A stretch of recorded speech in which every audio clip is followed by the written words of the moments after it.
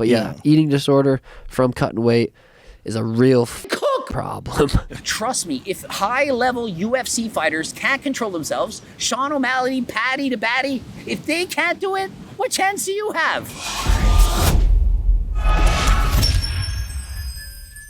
Coach Greg, in today's video, Sean O'Malley's calling out Paddy Pimblett, saying guy must have an eating disorder. In case you don't know, these are high-profile UFC fighters. Sean O'Malley is one of the best fighters in the world, calling out Paddy Pimblett. And so this is being discussed on the Joe Rogan podcast. Joe Rogan saying, hey, these guys are cutting all kinds of weight. Is this leading to eating disorders? Sean O'Malley saying, yeah, of course it does. Paddy gets to 200 pounds and it's actually 205 and he fights at 155. He says, look, imagine if I were going to 185 or 190 in my offseason, cutting to 135. It's not healthy. When you're always dieting and cutting weight, do you think that makes you like more prone to doing that? Dude, look at the reason Paddy the Baddy gets as big as he is because it's like you get this mental disorder. And so what happens is that competitive fighters are dieting so hard that after the fight, they have no control. They literally lose their minds. They're developing eating disorders and they binge eat uncontrollably. They can't stop. Paddy Pimblett, the perfect example. He says he goes up to 200. It's actually 205. And then he has to cut 50 pounds to make his weight class. And so imagine just how unhealthy this is. Not just on the body, but also on the mind. I'm sure everyone can imagine that starving yourself on 50 to 1,800 calories, that can't be good. But then to binge, he said in the past he's eaten 8,000 calories a day. And so imagine, it's all or nothing. I was just eating so clean to where right after, it's like I'll order 2 cheeseburgers, some appetizers, and just eat until I'm so uncomfortable and so much pain. God. And so following a competition, you have no control. Your body, it takes over. You start eating and eating and eating, and it's not just till you're full, it's until you're uncomfortable. And just imagine why. Think of it on an evolutionary point. You're starving yourself, and so your body, once it is allowed to find food again, is thinking, you're going to eat until you can. Until you can't stop, kind of like a dog. You binge, you overeat, because the body is trying to protect you from yourself. It doesn't know that there's food in abundance. And so every chance I get to make you hungrier than last time, to make you want to keep eating, to stop putting the fork down, I'm gonna do it. And so hunger hormones, your mental outlook on things, it's all you think about. All you want to do is binge eat. They took 36 men, they put them in a lab for 6 months and they starved them, like really starved them, because they wanted to know what happens to the human body when we significantly decrease our calories and lose a lot of weight. And so in that study, think of it, they take 36 people, they starve them, and then they want to see what happens after. And what does happen after? They gain even more weight than they lost in the first place. And why? Well, because the body is in self-defense mode. It's thinking, there's no way I want to let you get that starved again. Not going to happen. And so it makes you hungrier. You keep eating. You develop an an obsession with food. Imagine, has that ever happened to you? Have you ever dieted before? What's it like when the diet ends? You're starved all the time. I've done 59 bodybuilding competitions. Every single time the diet's over, you want to binge. Most people, they don't talk about it. So many IFBB pros, they're binge eating, they have eating disorders. And from my research, 25% of people who compete in sports involving weight classes, they have an eating disorder. That's 1 out of 4. And so is it shocking to see that Paddy, he starves himself to make a weight class and then he binge eats and gains all this weight? Of course not. It's normal. It's what the body's trying to do to prevent you from undereating. Makes you hungrier, you gain more weight, but then guess what? The UFC fight comes up again, you then have to starve yourself, and so the vicious cycle continues. You yo-yo diet each and every time, and it gets worse and worse and worse, and so many people eventually end up with an eating disorder. I've been doing a really good job not overeating. This each time it gets a little bit better, and it's a knowledge thing and a discipline thing. Each time that Sean cuts and regains the weight, he says it's a little bit easier.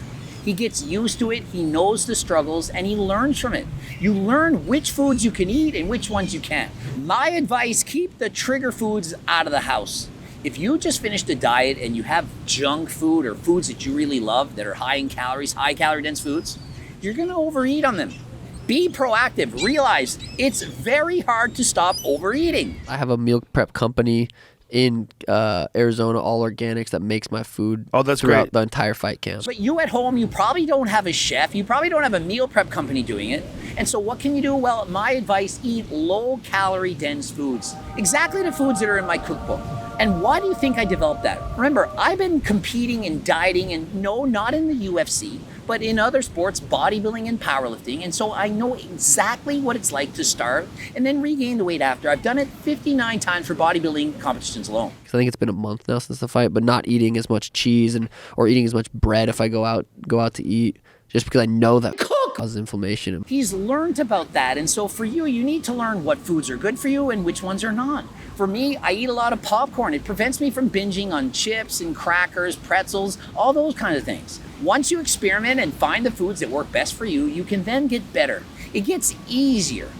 But the problem is people don't know what to do, and with knowledge comes power. And remember, I've written a book on exactly how to lose weight and keep it off, and not just once, for the rest of your life. It's called The Circle Diet Book. It's my life's work explaining exactly what to do right away, and it's very easy to read. It might take you 6 hours. Remember, I was a school teacher. Made sure it's easy, you understand it, and you can apply these things in your life right away. Strongly recommend you click the link in the description. Consider getting the cookbook or the Circle Diet book. It's going to help tremendously with your weight loss goals. But yeah, eating disorder from cutting weight is a real problem. Trust me, if high-level UFC fighters can't control themselves, Sean O'Malley, Paddy to Baddy, if they can't do it, what chance do you have? If I fought at my natural weight class, I'd fight at 155. If I didn't cut weight, walk around 58, 59, whatever, I'd fight at 155. Sean O'Malley, he fights at 135. Remember, the guy's over 6 feet tall, and regular weight, he's around 158. And so it makes sense if he cut 3-4 pounds and fought at 155. But if he fought at 155, he would be fighting against much larger opponents because everyone's cutting weight. And so he says, I probably should fight at 145, but I'm even better at 135.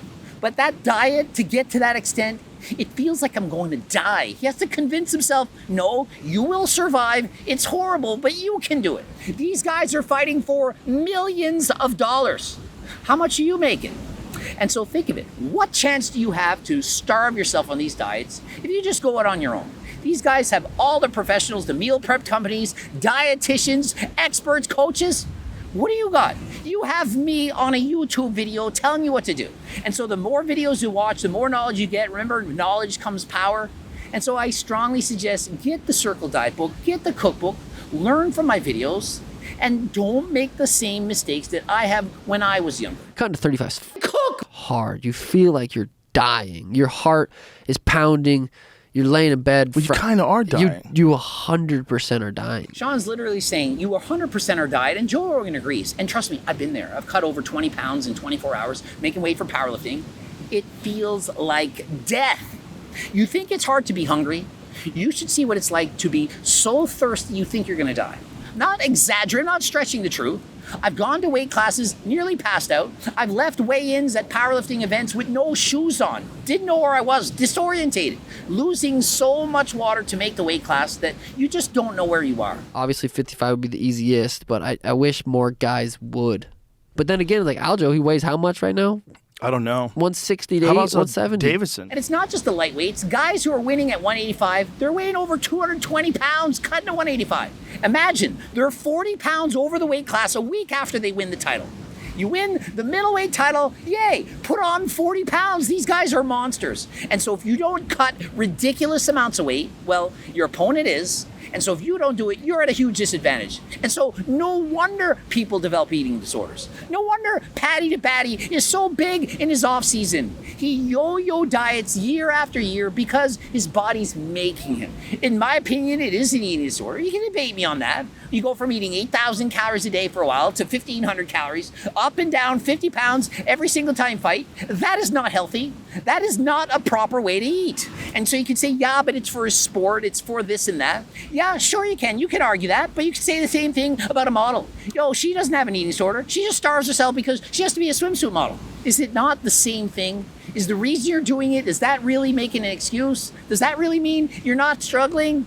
That it's not doing damage to you both mentally and physically? I try to tell myself, like, we know we're not going to actually die. We're going to feel like that or whatever, but... And so I think it's important to understand that even the best athletes in the world are struggling with binge eating disorders, yo-yo dieting, starvation diets, and fluctuations in body weight. That they're literally developing eating disorders because of the weight classes that they're trying to get to.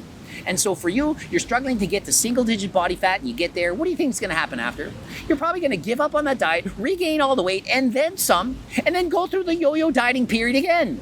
They've done studies on this. They starve someone for too long, guess what happens? They regain all the weight, they can't stop thinking about food, it becomes an unhealthy obsession with diet, exercise, and so on. You look in the mirror and feel fat. So many YouTubers, famous fitness model influencers, they don't like the way they look. All they see is the fat. You're thinking, that's my dream physique. They're thinking, I am so fat, I need to keep losing weight. And so please, don't take it so serious. Love your body for yourself. Stop being obsessed with getting too lean. Remember, 15% body fat for men, 25% for women, perfectly healthy. There's no reason to strive to try and get single-digit body fat, because even if you do, probably gonna rebound and gain more weight than last time. And so don't forget, please pick up the cookbook and the Circle Diet book. Let me know in the comment section, what do you think of all this? Have you struggled in the past? Can't wait to read your answers. Subscribe, click the bell button, comment for the algorithm, watch at least one of those 2 bloops. Follow me on Instagram, Greg Doucette, IBB Pro, and until next time, I am out.